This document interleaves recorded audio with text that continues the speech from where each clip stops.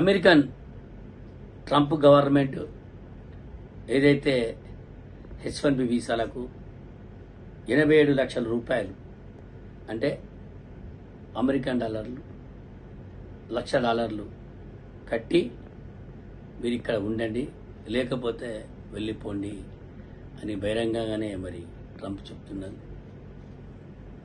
ఈ యొక్క 27 లక్షలు కూడా అక్కడ ఉన్న అమెరికన్ కంపెనీలే కట్టాలి. ఆ బర్డన్ ఆ కంపెనీలే పడ్డప్పుడు అమెరికన్ కంపెనీలన్నీ వ్యతిరేకిస్తున్న తరుణంలో నేను మోడీ గారిని ఒకటే కోరుతున్నా, అమెరికన్ కంపెనీలకు ఇండియాకు ఆహ్వానించండి, వారికి ట్యాక్స్ ఎగ్జంప్షన్ చేయండి, వారికి ఇక్కడ కొన్ని ఫ్రీగా ఇన్ఫ్రాస్ట్రక్చర్ ఇవ్వండి, కొన్ని రాయితీల మీద సబ్సిడీలు కన్స్ట్రక్షన్కి ఇవ్వండి, ఇచ్చి కండిషన్స్ పెట్టి అందులో ఇండియాలో పబ్లిక్ని 90% ఇండియన్ పబ్లిక్ని తీసుకోమని కంపెనీలను ఆహ్వానించిందిగా నేను మోడీ గారిని కోరుతున్నా. అదేవిధంగా రేవంత్ రెడ్డి గారిని కూడా నేను కోరేది, మన ప్రభుత్వం నుంచి కూడా మీరు సిఫార్సు చేయండి కేంద్రానికి. అమెరికాలో అమెరికన్ కంపెనీలన్నీ చాలా ట్రంప్ను వ్యతిరేకిస్తున్నాయి. ఇటువంటి మంచి పరిస్థితి, ఈ కంపెనీలన్నీ ఇండియాకు రావాలి.